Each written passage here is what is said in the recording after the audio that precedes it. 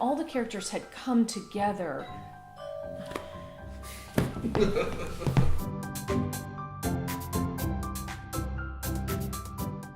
Hi, I'm Jill Maurer. Welcome back.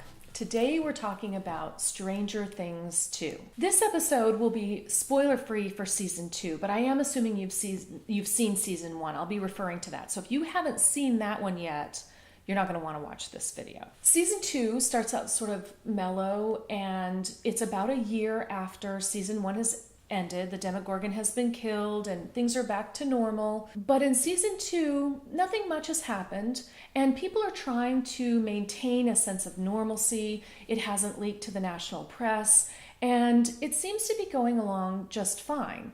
But you do start to see that there are cracks. There are cracks in some of the people. Of course, the mom, Joyce, she's very protective of her son, which you expect. Some of the characters, of course, are dealing with the fact that Barb is dead, and it's hard to keep quiet about that. Then by episode 2, you start to realize it's not just the pressure of everything around that's going to be the cause of some angst in the show. There are going to be other real problems. You get a clue that things are not back to normal.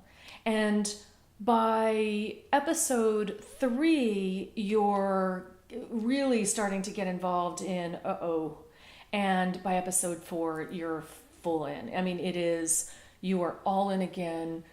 There are huge problems in Hawkins, Indiana, and you want them resolved. Like you're fully in by episode 4. I really loved Stranger Things 1 in part because it was this wild new universe. It is somewhat familiar because it's the 1980s, and that's when I went to high school, so there's this nostalgic feature to it.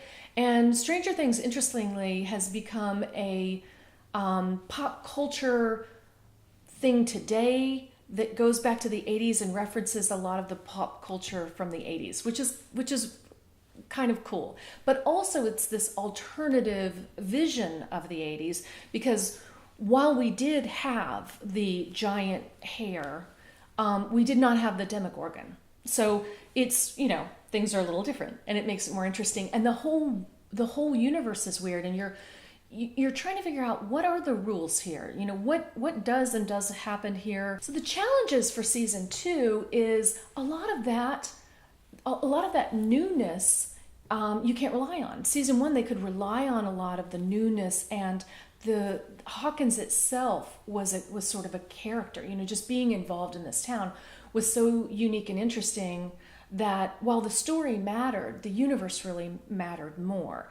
And now they don't have that to rely on. We're used to this, and we're expecting things to go crazy, and we understand, the upside down and the whole thing. So we're expecting more. They need to expand on this universe and help us to get to know it better. But it's going to be harder to surprise us now because we're thoroughly expecting things to be bizarre.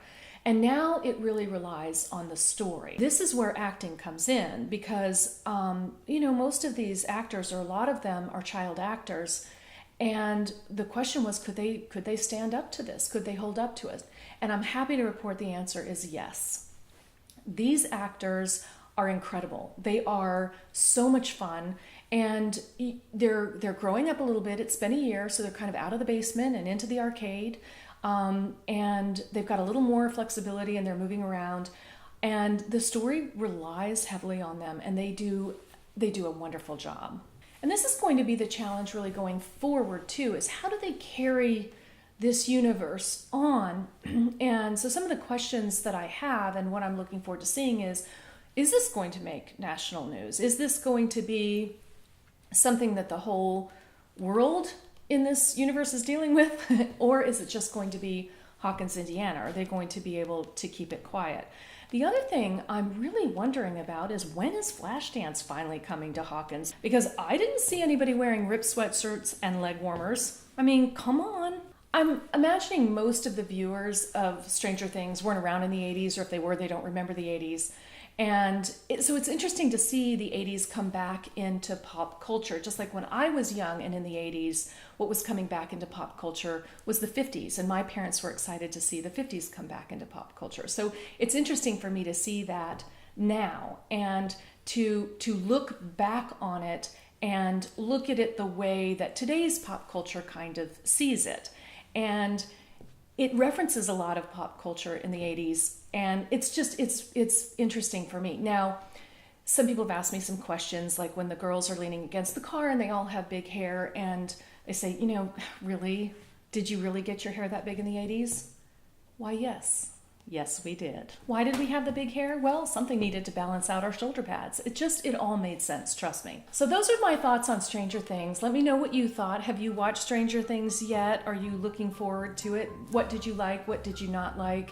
Did you notice them get anything wrong with the 80s? So let me know in the comments below what you thought. I hope you'll subscribe and join me again soon.